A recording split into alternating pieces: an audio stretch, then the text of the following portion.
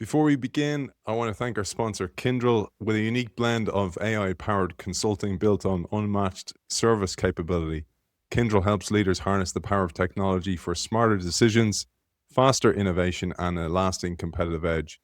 You can also find the Kyndryl Institute and download the Kyndryl Institute app, where there is many of the guests that have been on the show who've written fantastic articles, all for free.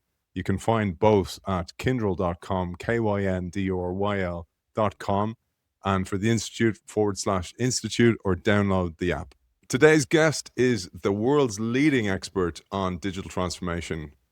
We like to call him the OG of digital transformation. He's a member of faculty at Columbia Business School and an author of 5 books and another one on the way. He is a friend of the show, and today he's with us to celebrate the 10-year anniversary of his landmark bestseller. That book was the first book on digital transformation and put the topic on the map. He defined the discipline by arguing that digital transformation, DX, is not about technology. It's about strategy, leadership, and new ways of thinking. We welcome back the author of Digital Transformation Playbook, Rethink Your Business. David Rogers, welcome back to the show. Thank you so much, Aidan. It's great to be back here. Great to be with you, and great to be talking about that book. It's so interesting reading back. I love reading back and seeing how things played out. And you got so much right. So many things you called out. Apple valuation, the platform businesses, so much more. But I thought we'd start with what you've seen in that 10 years. What's remained the same? What's different? What's been the impact of the book, etc.? Sure. Well, it was the impact was pretty strong. As I said, it was the first book on the topic. So as I was developing it, I've been looking at the intersection of digital technologies and how they were changing systems and markets and networks and enterprises for years.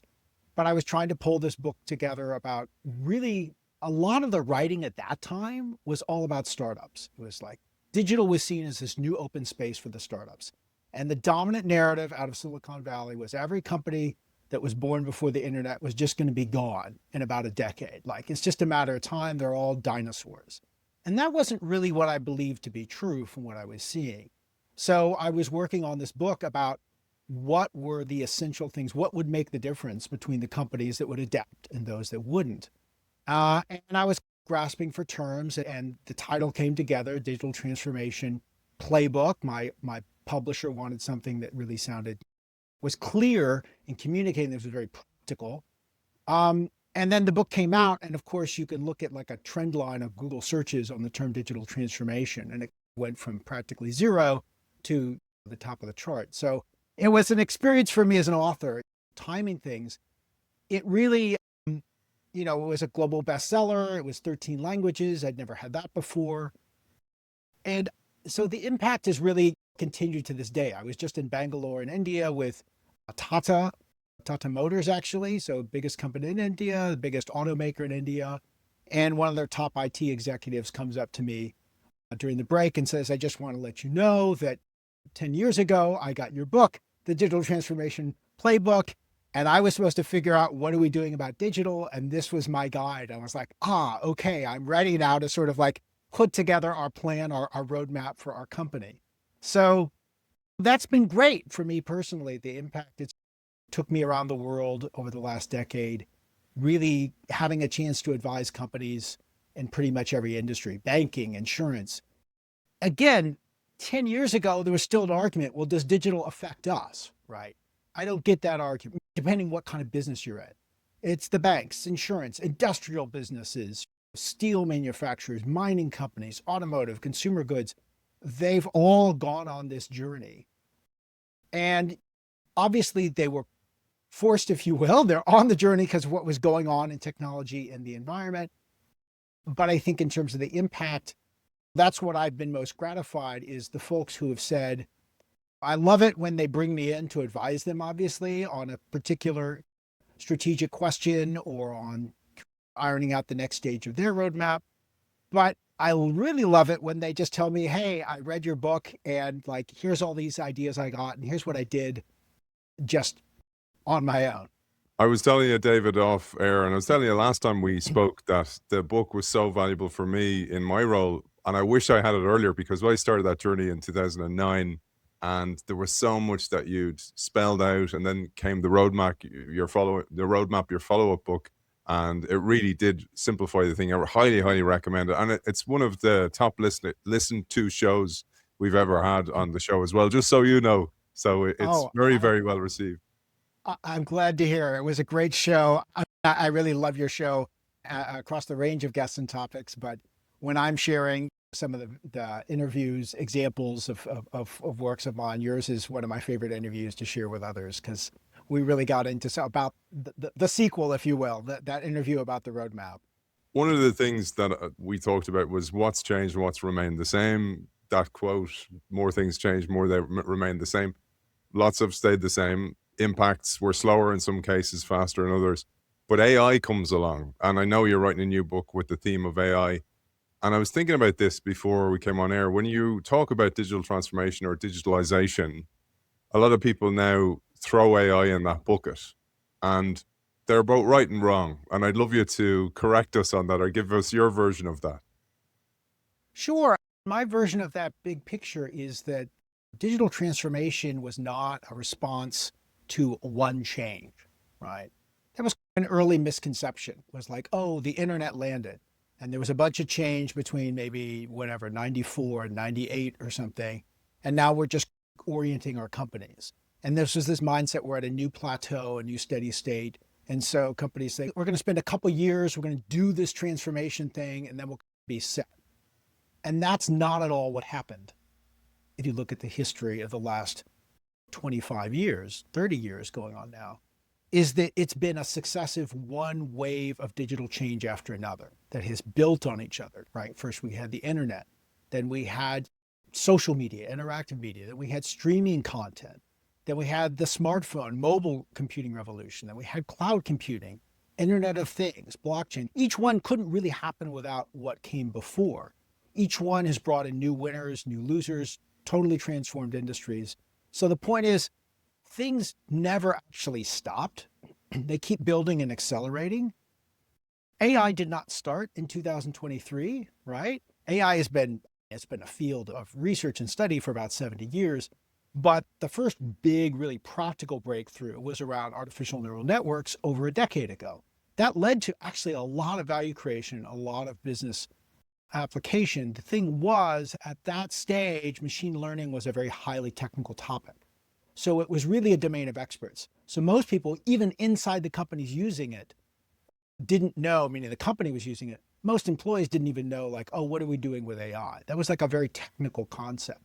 Now, because of these consumer-facing tools, everyone thinks they know what AI is. So and it's true, it is a whole nother wave of change. The LLMs and related technologies have sparked. This is the biggest thing happening right now in terms of the latest digital wave of change, going to disrupt businesses, going to create new opportunities, new winners and losers. Really requires, once again, requires transformation, and requires companies that are willing to rethink the boundaries and the definition of the business they're in, and really redesign their organizational structures around it.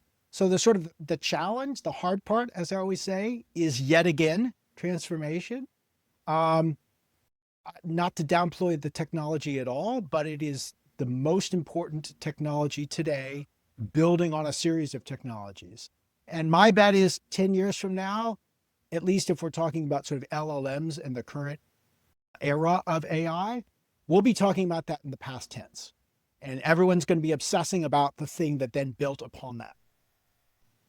Looking forward to it, David, as well. And the more you read this stuff, the more confidence it gives you, which is why I do the show. You're always very, very generous with frameworks that you give away, both in the book and then on your own website that we'll share later on.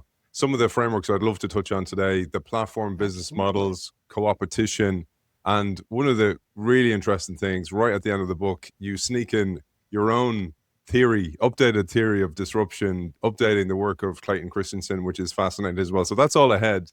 But I'd love to start with the fascinating story of Encyclopedia Britannica. I have still in my family home, those Britannicas are there. I still remember doing college projects and going through them. And now it's totally changed. Wikipedia, Encarta. I remember the disc of Encarta when it first came out. Yeah. And the story is the dinosaur gets wiped out, but that's not the case for Britannica. And it's beautiful to tell these stories. Yeah. So in the United States, if you're old enough, I'm barely old enough, there's a famous image of a newspaper headline. And it's President Harry S. Truman holding up a newspaper that says Dewey wins. Thomas Dewey was running, I think it was Thomas, somebody Dewey was running against a Truman, who was the incumbent president for re-election. And it was a close race. And this was before the days of incredible statistical models and predictions and pollings and coming down to the hour and what we're used to seeing on election night. So in that era, this newspaper got it wrong, and because it was looking like Dewey was going to win, and they just went ahead and printed the headline. And so Truman famously was gloating. He's like, "Ha, you thought I was going to lose." Well, that's what happened with Encyclopedia Britannica. It was at a certain time, it became this wrong headline about digital transformation. People had been going around at conferences and they were trying to scare incumbents by saying, look, worst case scenario, what's going to happen to you if you don't change? And they would typically talk about Blockbuster, and they would talk about Kodak. Kodak was a little older, of course, failing to adapt to the shift to digital photography, Blockbuster failing to respond. And I tell that story in a little detail in the book. And it wasn't illogical. It was just myopic, which is the classic problem of leadership. You're looking at the business of today and, more importantly, yesterday, rather than looking ahead to where things are going. So in this case, people suddenly started talking about Britannica as yet another example of a classic stalwart business that had been disrupted by the internet. And at first I thought, oh, that's interesting. But I dug into it a little bit, right? And it turned out the dinosaur was still alive and kicking. This was completely misconstrued, right? What changed, which was worth a headline, and I'm sure that was the original headline, was that they had stopped printing the books. And that was a culturally noteworthy moment. 244 years they had been publishing a version of the Encyclopedia Britannica. It had grown over the years. That was the old idea. Pre-internet, you just keep adding another page to each section every year, and the editions got bigger and bigger. It was 30 leather-bound volumes. But of course, with the digital era, the world had moved on, was not really sustainable as a business model. And so they announced that they were no longer printing it. But the fascinating thing was that the company actually managed to survive. And so I lay out in the book the story of how they made one pivot, one change after another, because it wasn't even just one wave of change. At that point, everybody said, oh yeah, Wikipedia disrupted Encyclopedia Britannica because that was the current, at that moment, the digital equivalent. But it had even started sooner than that. So I talk about the different stages, how they had responded and adapted, and really what kept them going, which was not at all obvious, which is that they understood who their customer was. And most importantly, they understood who their most important customers were. And this is a key principle I talk about in the final chapter about disruption. When you're truly facing and you recognize you are truly facing a seriously disruptive threat, one of the strategies you can deploy is to identify, is there a defensible position in the market? Smaller position, but double down on that, entrench yourself there and build out. And that's what they did. So their core customers was not, bless you, Aidan and your family. There were lots of families who did have the encyclopedia at home, but most families didn't. Their most important customers were actually schools, right? School librarians and school teachers. And so they reinvented, and this is the other key idea, which comes up very much in the book, is about reinventing your value proposition. So they really did a good job of saying, why are we useful? What problems are we solving for these teachers in the classroom, trying to educate young people, for the librarians and so forth? And how can we do that better? And how can we not just keep solving the problems we did in the past? Because guess what? Maybe Wikipedia does a lot of that well, right? How do we figure out what are the new problems, the new challenges they're facing, the new things they would like to do for their students, where our expertise and our reputation. That combination, our skills and our market relationships would allow us to do it well. And so they reinvented themselves as a paywalled, paid, and they've continued to change. But at the sort of critical moment when they shut down the paper edition, they were focusing primarily on a paid subscription service that had a lot of educational tools in addition to just the content. And that was really what allowed them to like navigate through this incredible period of pressure and come out the other side. And they're still today an active business. So it was a remarkable story. And I used to give that speech and people's eyes would like light up. They're like, really? They're still around? And they're all griping about how their desktop computer business or their professional services business or their teleco company is having trouble. And I'd say, look, if these guys can transform, you can too. It's possible. And that is really the core message of the book. I loved thinking about that, literally like a dinosaur. And I'm like, they're just now an alligator. They've right-sized for the environment. Yeah. That's a great analogy. Exactly. They evolved into an alligator and found a healthy swamp to say like, hey, we've got a new home. Yeah. Exactly. Or as Rita McGrath, our mutual friend, would say, arena, not a swamp. Yes. They found the right arena to compete in. Exactly. I'm going to throw this out now. I don't think we're going to get to it. There's 5 key domains in the book of digital transformation: customers, competition, data, innovation, and value. We'll touch on them, but I really wanted to make today about some of the tools that we could provide. Because you mentioned disruption, I'm going to jump right to the end of the book and my notes, and let's share firstly the evolution of the theory, because you go right back to Schumpeter, you go to Clayton Christensen, and then you go, that's the background, here's my version. And then we might share the tool as the first tool. Reverse how the book, and probably how you usually did interviews on this one. So disruption, in a sense, is an idea that's been around for a long time. Joseph Schumpeter was a famous economist who wrote about it under a different term. He used the phrase creative destruction. And he was looking at this process through which, as he saw it, capitalism inevitably leads to one success, leads to breaking down old systems, old what we would call business models, old sort of economic models, that they're inherently unstable, right? That the new one will come along and break apart the old and make it no longer viable and replace it. And he looked at that at a sort of a macroeconomic level and things like a shift from an agrarian society to an industrial society and so forth. Now, Clayton Christensen came along with a much more specific, a very powerful theory in the 1990s that he developed called disruptive. Well, when he first wrote it, it was about disruptive technologies, and then he redefined it or calibrated as disruptive innovation. And this was a really powerful tool for understanding a lot of what was going on, why companies, in some cases, but not all, were facing challengers that they seemed unable to respond to. And in the classic Christensen model, what happens is the challenger comes in with a cheaper, worse version of your product or service, right? And that's part of why it's difficult to respond, because it doesn't even look like a threat. And more specifically, and this is, I think, to me, the most enduring insight of Christensen, the reason why you don't respond is because your current customers are not interested, right? And so we have to be careful about customer centricity, right? When we talk about customer centricity, which is of course essential for every business, focusing on the customer. One thing you do have to be mindful of is, of course, you should focus on your current customers once you're an established business. But somewhere in the organization, you have to have people whose job is actually to not think about the current customer, right? And to have a different focus and be thinking about people who are not your customer and what do they need? And obviously that's not the primary focus of your business in the moment, but most companies are not set up that way.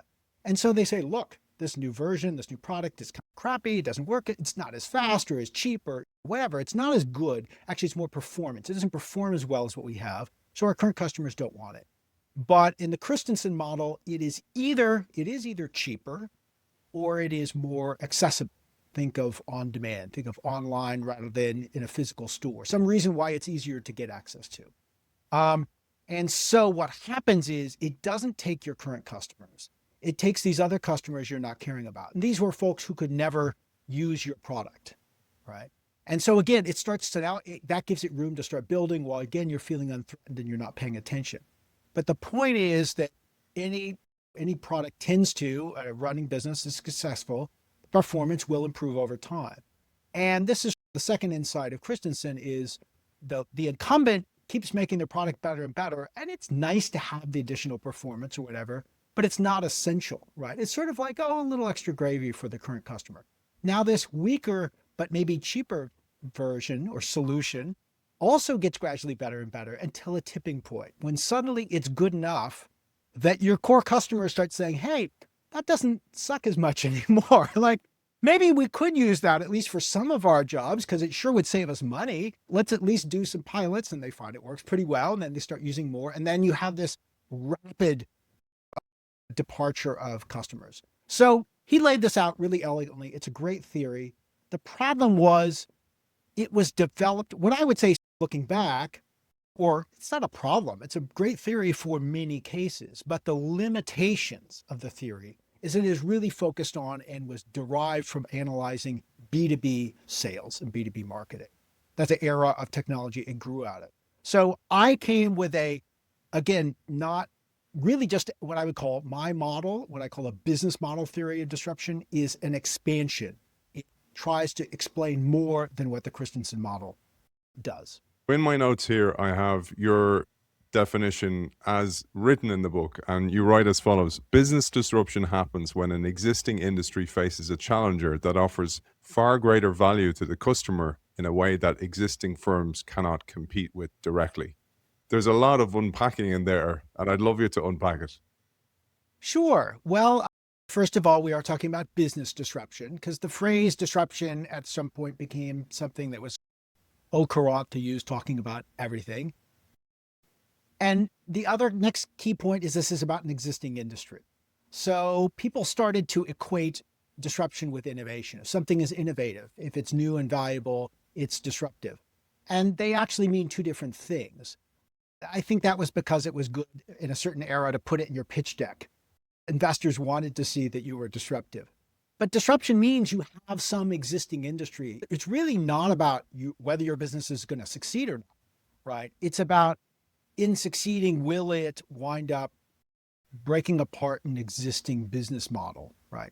Invalidating it. So you've got to have an existing industry, and the new entrant has to do two things. It has to offer far greater value, not like incrementally better, right? Then you get in the typical sort of arms race of like, okay, we'll add a feature, you add a feature, you'll add more to your sales force, we'll hire more people for our sales force, we'll reduce our price. That's standard competition.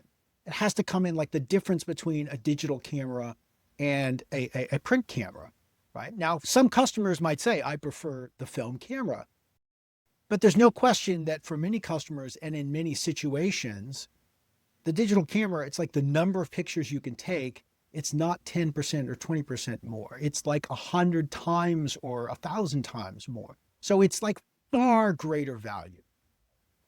That's the key here. It's sort of this qualitative difference in value to the customer. And then the second, there's some reason why you cannot, as the incumbent, simply compete directly. Why you can't just say, okay, great, we're adding that to our lineup as is and roll out one of those. That to me is the essence of what the phrase disruption has come to mean in the digital era. And so what I wanted to do in this chapter was to really, with this theory, is to figure out how do we anticipate that? How do we know if we're really in that hot water? Because guess what? Christensen got it wrong, for example. He was asked when the iPhone came out whether it was going to disrupt Nokia. Nokia was the dominant mobile phone player at the time.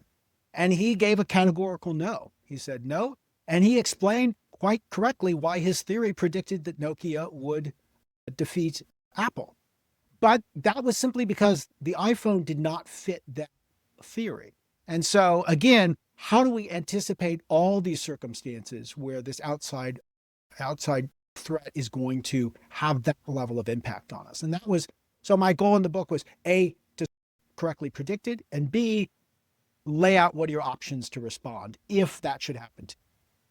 So if you're intrigued, pay attention to us now. I'm going to share one of the tools, two elements of this tool. So David has the Disruptive Business Model Map in the book, and I'm going to share it on the screen.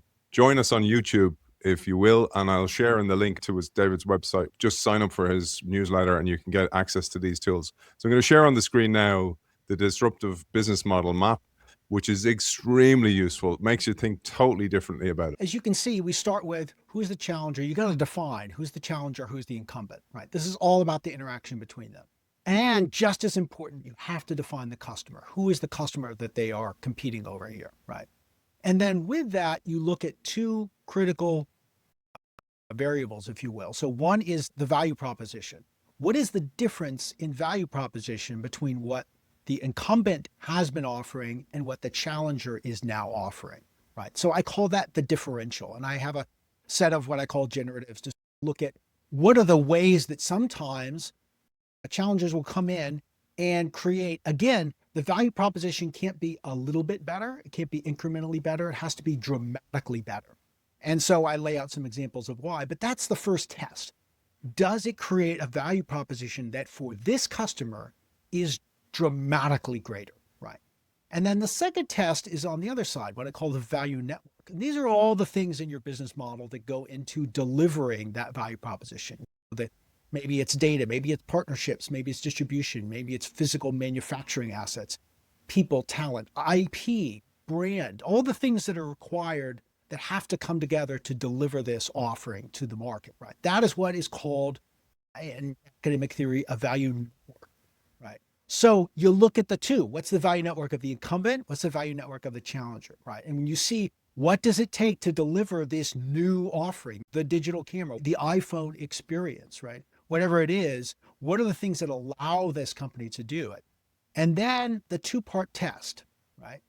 Does the challenger's value proposition radically surpass or displace in some cases because it's the value of the incumbent, right? It just makes it irrelevant. And then second is in the value network, is there a barrier to imitation? And in every one of these cases, whether it's Apple against Nokia, whether it's Netflix against Blockbuster, time after time, there is something in the value network of the challenger that the incumbent does not have. They don't have that critical ingredient. They can't get it. There's some reason why they can't just say, oh, okay, we'll put that in production and we'll deliver the same offering to the customer. And that is where you find yourself in the trap. So that is what this tool does. It helps you to truly assess, is this competition or is this really disruption that we're facing?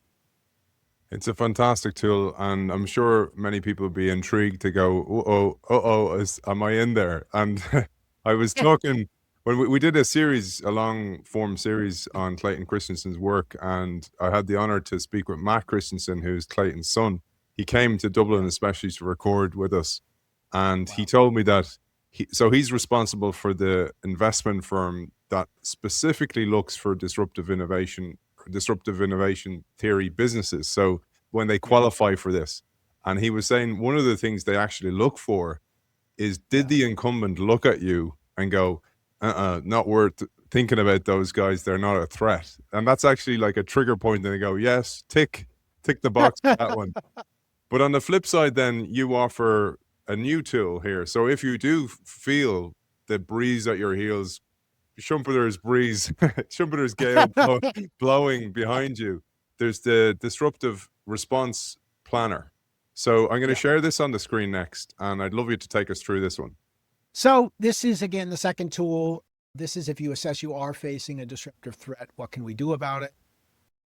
And it starts with analyzing three key variables about the nature of this threat that's coming at you. So the first is what I call the customer trajectory. So in the classic Christensen model, there's only one way this happens. It is outside in. So that means the challenger is going after customers outside your current market, and then hoping to, over time, work their way in. Is that the trajectory, though, or is it inside out? And this is an example where the iPhone was the case, right? Very few people were buying an iPhone who didn't already have a mobile phone, right? If you think of Netflix when they arose, when they're challenging Blockbuster initially, the people who were using Netflix had all used Blockbuster. So this is actually the kind of the reverse. In this case, the challenger is starting right at some subsegment, maybe not all of your current customers, but some of your current customers, and then looking to get a foothold and expand out. You also want to ask, okay, which customers are adopting this first, even if it's just a few? Who are those early adopters? What is going to be next, and what are going to be the triggers, right? Right now, it may be most customers are not interested, but what's the reason? What would make the difference? What should you be concerned about? Hey, if this challenger can solve this problem or address this issue, all of a sudden more of my customers would be interested. So that's all about gaming out the customer trajectory. So the second box is the disruptive scope, because there's this common myth that whenever disruption happens, it takes over the entire market. The old model is just gone. It's like the horse and buggy, and then automobiles come along. And I actually talk about that in the book and some of the interesting history of that. But okay, automobiles took 99.999% of the market. In North America today, you have to go to Central Park if you want to ride in a horse and buggy. Most disruption doesn't actually happen that way. So that's a misperception. You see this starting to happen. You say, oh, the gig is up. There's nothing left for us, or let's just fight on every front. So instead, you want to figure out what are the use cases for the customer where the disruptor is so much more valuable. Because sometimes it is in some cases, but in other situations, the old version is actually better, right? You want to look at customer segments, right? Other times it has to do with who the customers are. You'll have certain segments who will immediately gravitate towards and prefer the new offering, but other segments who, for very logical reasons, prefer the incumbent, right? And then you want to look at network effects, right? Is this going to happen on a sort of customer by customer basis, or because of same side or cross side network effects, are you going to see that as more and more start to adopt the new challenger, everyone else is going to be dragged along through the network effects?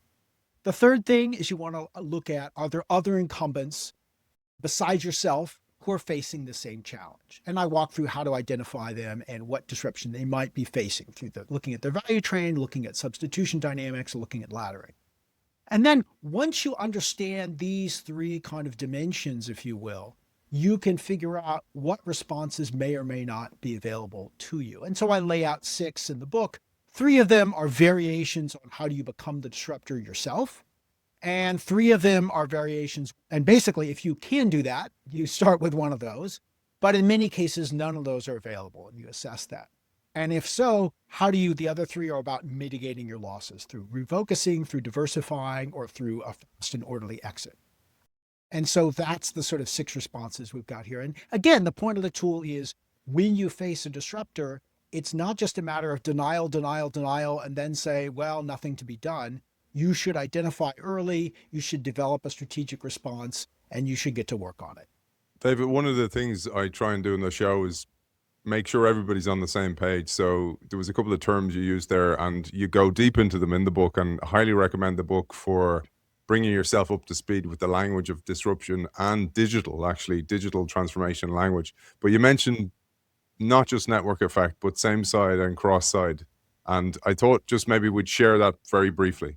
So we often think about network effects generically, and it's some kind of a snowball effect that as a company starts to grow, it builds momentum, or as it acquires customers, it's easier to get the next customer. But in actual fact, if you really understand these are what we call platform business models, there's 2 different kinds of network effects. So one is called same side network effect. So that is the more customers of one kind you attract or acquire, the easier it is to get the next one, because the next one actually you give more value because there's more customers like them. So a classic example of that is any kind of communication network. The first fax machine, when there was only one person with a fax machine, was no use. When you had 2 people with a fax machine, okay, 2 people can use it. When you've got 10% of all businesses have one, it starts to become valuable. We see this in Facebook. We see this in all the social networks. The more people you know, every time you learn about whatever it is, Blue Sky was maybe the latest that was communication-based network where I looked on and say, is this worth my time? And of course, one of the first questions is, of the people I want to connect with or follow or communicate with, how many of them are already there? It could be the best tool in the world, but if it's a communication tool, the people I want to communicate with aren't there, That's not helpful. So that's same side. It's like me and other people like me. But there's another kind which we call cross-side network effects.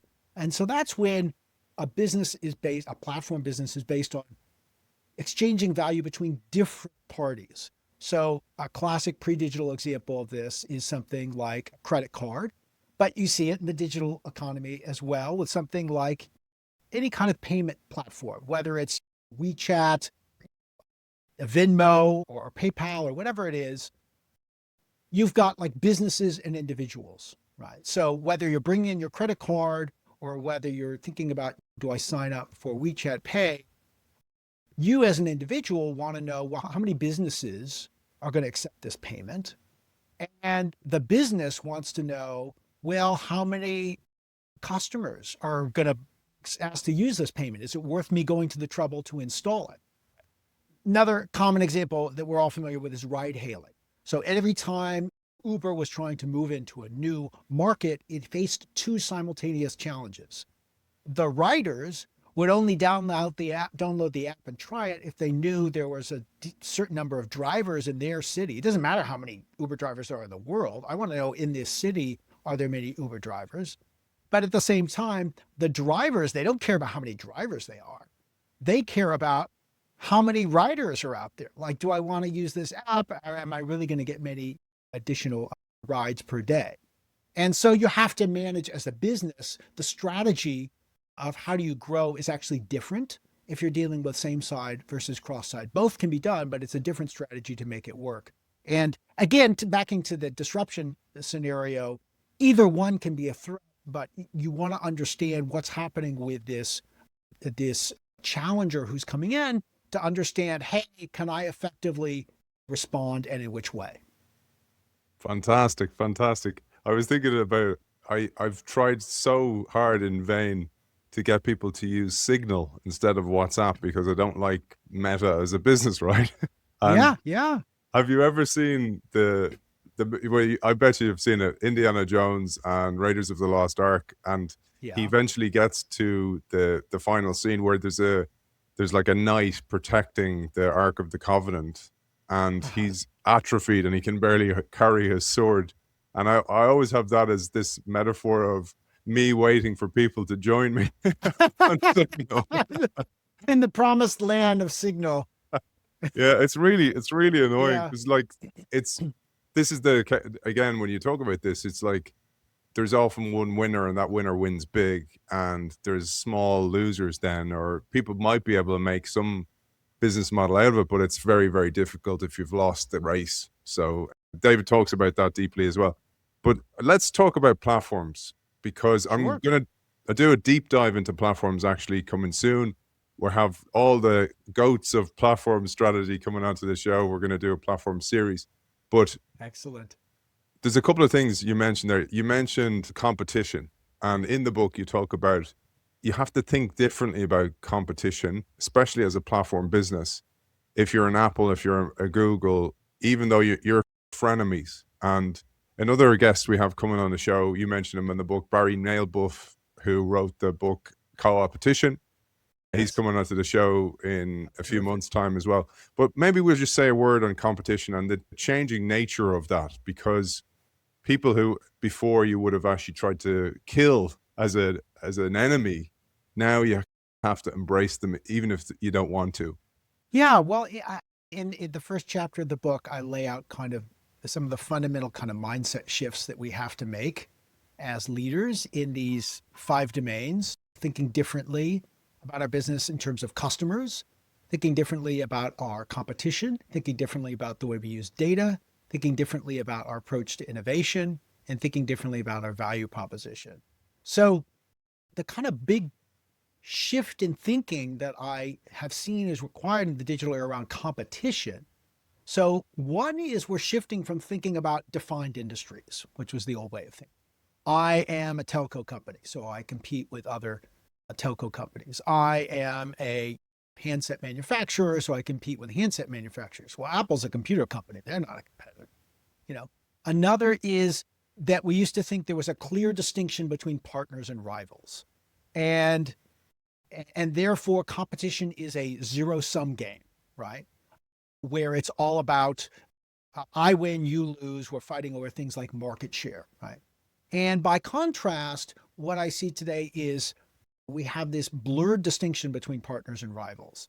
And competitors have to learn to cooperate with each other in key areas. And this is, I take the term from Barry Nailaboff of a co-opetition to describe this, is how do we manage, I talk about the locus of competition is shifted from, yes, we still compete with those directly who are just like us, right? But actually, the harder job is how do we manage these relationships with companies with whom we both compete and cooperate? Those are the much more dynamic and ultimately, to our success or failure, the more important relationships, I would say, to work out. And you look at how digital native companies are really used to this, Google and Apple, and that was a classic early example because they were duking it out for supremacy in the smartphone world, Android versus iOS. But at the same time, Google was paying billions of dollars to Apple to be on the iPhone in with their search business. So a lot of old fashioned companies would never have done that. Walmart, and I'm not saying they're wrong, but Walmart to this day will never put anything of theirs on Amazon Web Services. They don't compete with them in the area of cloud computing, but they're like, you're our competitor in retail. We're not going to give you our stuff. We're going to work with Google. That is the old way of thinking. Whereas the digital born companies that have really gotten to scale are willing to engage in these kind of three-dimensional chess, if you will, relationships with other businesses where they're competing and partnering at the same time. Other sort of the last other things, one is you're thinking about what I call asymmetric competition as well as symmetric. So that's again, this distinction between competing with another company who is offering sort of an equivalent product in the market versus competing with a company who has a totally different business model than you, but that may impact the relevance of your product in the market. So think of a car manufacturer versus a ride hailing service, right? And or a Waymo, for example, as a service. And for the user, ultimately, all I want is transportation. And so you are competing. Whereas in the old way of thinking, you'd say, well, the product is different. We make cars, they don't.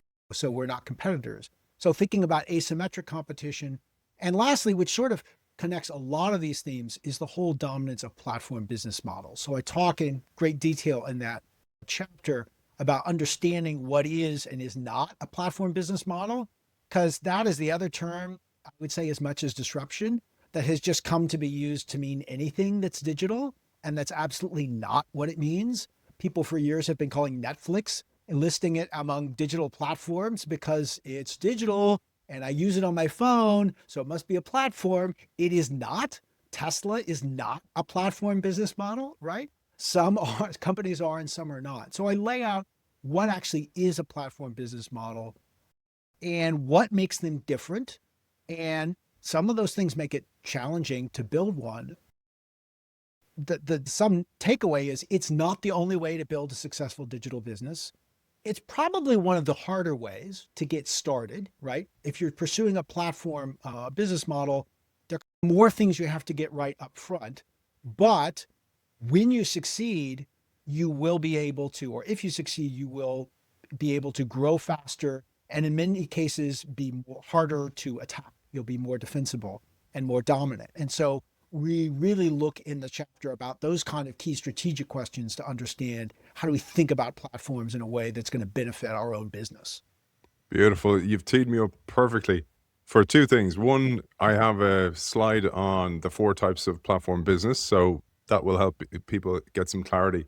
And then you have a brilliant tool, another one of these great tools that you offer in the book about the platform business model, which helps you answer questions like who are the platform's key customers, what is the role or value contribution of each customer type, what draws each party to the platform, and how does the platform monetize. It was so helpful to read that. And I'd love to share both those tools before we run out of time, David, as usual. Yeah, so the 4 types of platforms, and I want to be clear looking back, this was not meant to be and is not a definitive or a complete list. This is starting from the definition, which I offer, which is a platform is any business that creates value by facilitating direct interaction between two or more distinct types of customers. Right? So you need two different types of customers who have some different role to play, right? And it's this really interesting in-between space. You don't just buy things from A and then resell it to B, because then A and B have no direct interaction, right? So this is why it is a direct interaction between the two. Think of me, look, I'm traveling to Europe next week. I have an Airbnb. I go on that service. I am actually interacting with the person who owns the property. So that direct interaction, right? But the platform is facilitating, right? The platform is not background architecture. It's not my Comcast, my internet company or something where it's just in the background. It is defining that experience. It is providing certain choke points, setting rules, ensuring different parties so that we feel safe and so forth. So it's this interesting balance of the business model is both defining, shaping the experience, creating the terms, but also not dictating everything, is allowing this interaction between parties. That's what makes it a platform. Now, with that definition, because that can sound a bit abstract, what I point to is, look, 95, the vast majority of companies who you see of this type fit into one of four categories. So this is where we commonly see them. One is what I call an exchange, right? And so that would be something like a dating website, right? A product marketplace like eBay or Etsy, right? A service marketplace like Airbnb. And so you've got these sort of buyers and sellers of some kind of good or service working through the platform. Lots of these businesses operate that way. Another would be a financial transaction system. So this is digital payment systems, digital currencies. And many of these cases, you see a digital equivalent of the old credit card model, where you have an issuer of credit, right? That's typically a bank. You've got a merchant who's the business accepting your payment. You've got the card holder or the account holder, the payer, who's the consumer, so to speak. So you actually have three different parties, right? So it's not always two, right? It's two or more distinct parties. So in this case, you've got three different parties you have to bring together, right? A third common one we see all the time is ad-supported media. And this is sometimes we don't even think about this as being a platform business model, but it absolutely is. So this is any website with advertisements. This is Google search, for example, right? The business model is based on bringing together two things: the advertiser, who is sponsoring some subset, a minority of the search results, but some of them, and then the person who's searching. And Google has to meet the needs of both of them, right? Because if it's not a great search engine and people aren't using it, no advertiser is going to show up. But if you don't have any advertisers, if you had no way to monetize, or if the people you attracted were somehow not of interest to your advertisers, then you couldn't afford to keep running the business, right? So this is the digital age equivalent of things like newspapers from before. And the fourth sort of common category here is what I call a hardware or software standard. And these are most well-known in the digital era, the mobile operating systems. So the incredible success of something like iOS as the operating system for the iPhone, or Android, in each case bringing together developers, right, as one key party, the phone users, right? And in the case of Android, there's a third party, which is the handset manufacturers. Now, Apple's case, they keep that inside. So they only have two distinct customer types. Android, there's three distinct customer types. Each one, again, you've got to facilitate the value exchange between each of them. So those are the four I have seen in the year since. Some hybrids commonly, some company examples that sort of mix a bit of this or that. But most platform business models fit in those four buckets. So I find it a helpful way to think about this in a concrete sense. Where do I most commonly see this kind of business model? So let's segue straight into it because of time. The platform business model map. And unfortunately, you use Facebook here. Neither of us really like this company, and like them even less since you wrote the book, I have to say. But it's a useful model to understand, and this is a good way. And bear in mind as well, this was over 10 years ago, and the business model has changed a little bit, and there's been some more additions. Just like any platform business, they have opportunities to buy and acquire and add new elements to it as well. Not the metaverse, let's say it. Yes, yeah. And again, this is a tool to answer questions, right? So that's why I want to take it here, not as a way of understanding where was Facebook in 2016, 2015, 2014. But as you can see here, it's a visual business model mapping tool that is built on this principle. At the center, you have a platform business model. And maybe this is one you're imagining and you're scheming, you're dreaming up. Or maybe this is a current threat, a competitor, someone you're trying to analyze, an existing business model. But you've got the platform, and then around it, you have two or more distinct customer types. So you're identifying which ones there are. And then you see these arrows going back and forth. That is all about the value exchange. So with each customer type, you want to understand what value are they getting from the experience you offer, and what value are you capturing back from them. And another sort of dimension here is the value flowing through you, right? Is the user getting a benefit that is primarily, it's actually provided by you or by other users, or maybe by someone like an app developer, right? The advertiser is not creating a lot of value in a media platform typically that the user cares about, but the user is creating a lot of value the advertiser cares about. So these things aren't always reciprocal in that sense. But the whole key here, why you need to draw this out and why it's so critical, is there are a lot of things you've got to get right to make a platform business model succeed. And so I just want to recap the key questions using this tool will walk you through is, first of all, who are the customers that are going to be essential to making this work? How will you monetize, right? At what point, you'll notice most of these arrows are not about monetary value, right? Which ones are? What are the points? Which customers, where is someone going to pay, right? How will you monetize it? Understanding the network effects, which customers have network effects that across what we call cross-side network effects, they're pulling in that other customer type. Which customers have same side network effects, meaning they attract more of themselves, more of the same kind of customers, right? That will help you figure out who are your most important customers. Because if you have 2 or 3 or maybe even 4 different customer types and you're trying to get started, you've got to figure out, well, is someone what I call the linchpin?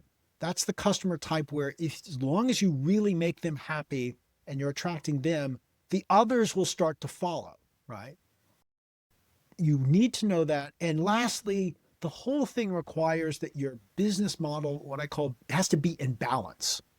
And what that means is each customer type has 2 things. They have got to receive enough value that you're going to attract, right? And very often this is the mistake, right? You've got to have a compelling enough value proposition to really draw them in. But you also have to make sure that they are contributing something, right? Again, most of the value here is passing through you as the platform. So they've got to be bringing something in, some value, some data, some eyeballs, some product or service they're bringing. There's lots of different ways that a party can bring in value, but you want to make sure for each one, there's this kind of balance. There's enough value that it's worth their time and effort, but there's also enough value that they're bringing that you can afford to chase them down and market to them and really get them onto your platform. And that's why I've seen, again, platform business models can take 100 different shapes and forms, but those are the questions that always are critical to success. And so the point of this tool is to help you understand what are going to be those critical success drivers for your own particular business model. Such a brilliantly useful tool as well. And even if you're not going to use these, it challenges you to think differently about your own business. It made me think about the innovation show slightly different, to think about the different elements. And one person I was forgetting about with the whole value proposition is the publisher. So if you have new books, for example, you're helping out a publisher by actually bringing on the show. Because I always focused on the guest, and actually it makes it really useful to actually just drive your thinking a little bit more. We're running out of time, and there was one tool I just couldn't let you go without sharing. It was so Yeah. useful, and one that you don't hear enough of, which was Value Train. And Hmm. in the book, you talk about Value Train, but you do an analysis of HBO Go, and it's Yeah. useful for people who understand that business model. Maybe you'll give us a quick rendition of what a value train is, and then I'll show as our last tool the value train analysis of HBO. Well, so value train is a concept I introduced in this book, and it is not, to clarify, a value chain, which is more of an enterprise question. What are all the competencies that we need to bring to bear, and which do we have inside and outside the company? The value train looks at a given offering, a specific offering, value proposition to a customer, and it asks, how do we get there? And so you actually start with the customer. That's the last car in the train, so to speak. And then you go backwards. And there's typically different parties at different steps, and it depends on the industry. But classically, there's usually some kind of final distributor, if you will, who's the one who touches the customer and hands off whatever that service is. In many cases, you have a producer who puts together the final product or service who might not be the distributor. And then you may have other upstream sort of originators of key components and so forth that go into it. So that's the analytical tool. And the point here is of doing this is to understand how is our business model, how is our sort of our industry, because this is often not just you, it's you and the other companies you work with. How are we currently constructed? How do we currently coordinate to ultimately deliver this service or this product to the user? And how might that change? So it's really helpful when new entrants are coming in, when someone is trying to intermediate or disintermediate you, and understanding what is the threat? Is it a threat? Can you cooperate with them? How do you respond? And so forth. And so it's both to respond to others, but it's also a great tool for gaming out, hey, maybe we want to change the rules of the game. What if we want to, for example, go direct to customers? And so one of the cases that I lay out, which was a wonderful case when it happened to learn from, and still is today, was HBO. And the interesting thing here is HBO was facing a clear challenge, which was Netflix had arrived, had proven a demand for streaming media, and consumers obviously wanted it. Now, some people who didn't know the business very well would say, well, gee, why doesn't HBO do this? They're so stuck in the mud. They're just old fashioned. They should have a streaming service. But HBO was facing a classic dilemma, a classic business dilemma, which is called channel conflict. And that is when there is a strategy that you as a business want to pursue. It's profitable, the customer's demanding it, whatever, it's more sustainable in the long run. There's clear reasons why we know we should do this. But you are in conflict with your channel, meaning your distributor, the way that you deliver your goods to the market currently. And typically, distributors often, or those channels often, have a lot of leverage over you. And so you're sort of stuck between a rock and a hard place. Is we do what we would be good for us or good for the customer, or do we do what's good for our channel? And so HBO was really stuck in this situation because it was wholly dependent at that time. Not, oh, a lot of its money comes through the, in this case, the cable companies, was the established legacy distributor. It was all of it, like the whole thing, the whole market, all of its money from the legacy business was coming through the cable companies. And the cable companies said, we don't want you streaming. We don't want any of you guys, any of the networks streaming. So I lay out the story of how they methodically understanding and this strategic constraints, where they were today and where they wanted to go. In other words, today's value train and the value train they wanted to get to, how they built the case to gain leverage and work around this problem, solve channel conflict, and ultimately be the first. There's a very clear reason they were absolutely the first traditional TV network to launch a streaming service despite that channel conflict barrier, do it successfully, and once they broke the dam, all the others followed. And they followed very quickly. It was clear they had built the technology. They were just scared to launch the products, and they were waiting for HBO. And once HBO pulled it off, they all, in a matter of months, started to launch their own streaming services. So it's a great sort of lesson in competitive strategy and how to think creatively. And hopefully the tool, the value train, will help you think that through yourself as you're thinking about your own next innovative moves in your own business model. I was thinking about it when I read about it as the Roger Bannister effect for new platforms as well. The Roger Bannister effect. No, I Oh man, don't. I was telling my son about this. So the idea was this guy Roger Bannister he was the first guy to break the 4 minute mile, and Oh, before that, okay. people Yes. thought you'd die or your heart would explode. And then within a Yeah. few months of him breaking it, three more people had broken it, and then it was nothing to break the 4 minute It mile seemed after. doable. Yeah, Right. exactly, Suddenly, when you knew it could be done, somehow exactly. that made all the difference. There's one piece of unfinished business, and it's not asking you where people can find all these tools, which we will in a second. It is what's changed, what hasn't. And before you answer that, I just wanted to quote a beautiful couple of lines from the book that I found. And it was earlier on in the book, actually, but I just thought this talked to the exact spirit of the book. And then I'm going to pass over to you to tell us where people can find you, but also answer this cliffhanger that we set people up with. But you wrote beautifully, the only sure response to a shifting business environment is to take a path of constant evolution, looking to every technology as a way to extend and improve our value proposition to our customers, rather than waiting to adapt when change becomes a matter of life or death. Businesses need to focus on seizing emerging opportunities, divesting from declining sources of advantage, and adapting early to stay ahead of the curve of change. I absolutely love that, man. That was a beautiful line. I'm going to stick that in Goodreads. That's a Thank keeper. you. So Thank over you, to you Aidan. to close, David. Let's start with where people can find you. Where can people find me? So I'm on, easy to find on LinkedIn, David Rogers, Rogers. You can find me on my website, davidrogers.digital, not .com or .org, but .digital.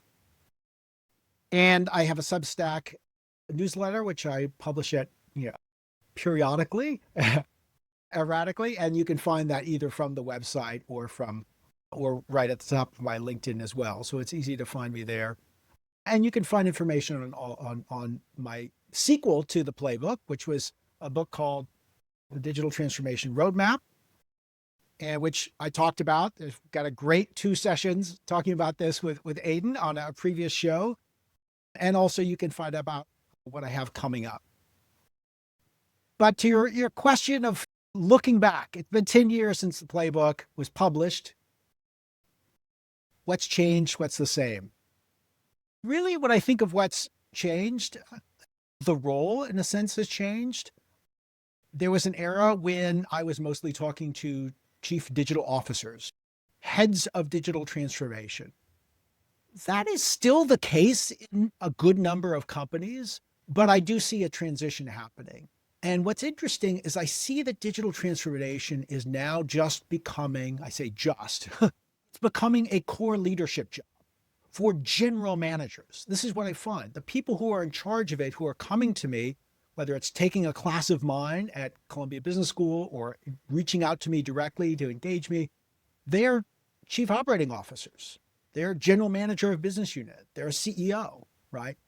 It has become, if you're in that kind of a role, strategy, operations, developing, recruiting and developing your talent and people, right? Financial discipline.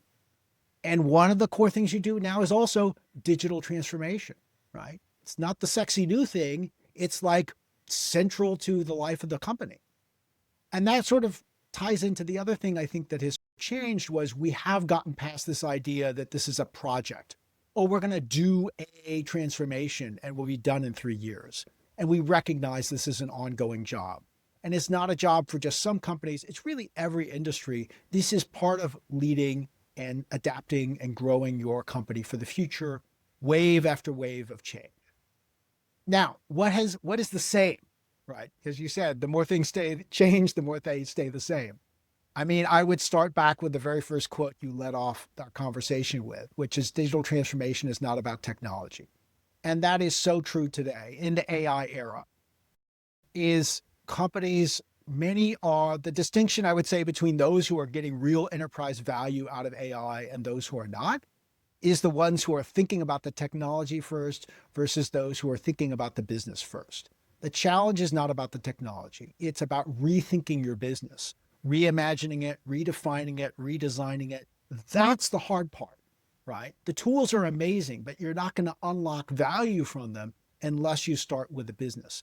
So when I see AI today, I see most companies are just obsessed with kind of this first level of value, which is efficiency and operations. Now, of course, you should be doing that.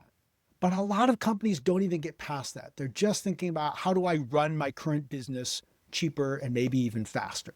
Right? The better companies are those who are also thinking of what new value could I create for the market. So that's a lot of my thinking now is looking at how do I define the templates of where do we find new sources of value with this new generation of AI? How do we do something we haven't done before? How do we create new value for the market, improving upon our business model as it is? And then an even higher level of change or transformation, or more ambitious, is thinking about how might AI allow us to reimagine and explore new business models, reorganize what we do versus what others do. What part of the business do we operate? What do we outsource? Where is our value trade? Going back to that value trade, rechanging what's our position going to be? What are we going to occupy? Where do we add value? Where do we capture value? Where do we partner with others? Where do we operate like a platform? That's the kind of level of thinking that is still required. So this book was all about the playbook was all about how do we do this in the digital era? How do we operate across all of these different levels of change? And that's really continues to be what I'm actually looking at today. And so, as I said, I'm working on my next book. I don't even have a title yet, but it's deep in development. But it is really looking back at those same questions, but through the lens or the context of the current era of AI, which creates all kinds of opportunities, but really brings us back to a lot of those same fundamental challenges of change. Beautiful. And I have to say, I always learn so much from you, man. And over David's shoulder there, you'll see on his right shoulder, The Network is Your Customer, another gem of a book. I was hoping to get to that next, but it sounds like you might interrupt that pathway and have the new book out as well. These are classics. We've covered before the Digital Transformation Roadmap, and today we cover this beauty. While it's aged, it hasn't aged that much, and all the tools are still extremely valuable. The Digital Transformation Playbook, highly recommended. And the author, once again, David Rogers, thank you for joining us. Thank you so much, Aidan. It's always a pleasure to be on your show, and I look forward to the next time. All my best. As always, thank you to our sponsor, Kyndryl, with a unique blend of AI-powered consulting built on unmatched service capability. Kyndryl helps leaders harness the power of technology for smarter decisions, faster innovation, and a lasting competitive edge. Also, download the Kyndryl app, or Institute app, where you'll find many of the guests who have been on the show, Sanjeet Paul Chowdhury, Rita McGrath, and many others who've written fantastic articles, deep dives on the Kyndryl Institute. You can find both at kyndryl, kyndryl.com/institute.